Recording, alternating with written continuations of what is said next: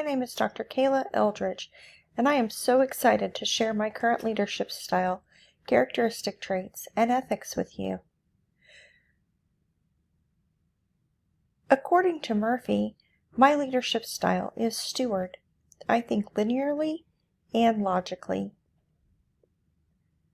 This means I am dependable, loyal, and helpful.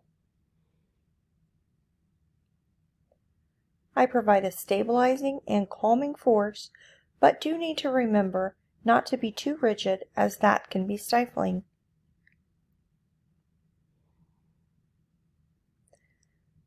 According to Aguilera, I have a high EQ, so I am calm and grounded.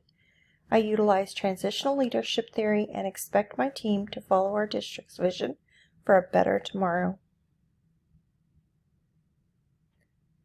I also possess all 5 of Horton's core moral values: honesty, fairness, respect, compassion, and responsibility. Tracy in 2022 said, quote, "Great leaders find the balance between business foresight, performance, and character. They have vision, courage, integrity, humility, and focus, along with the ability to plan strategically and catalyze cooperation amongst their team."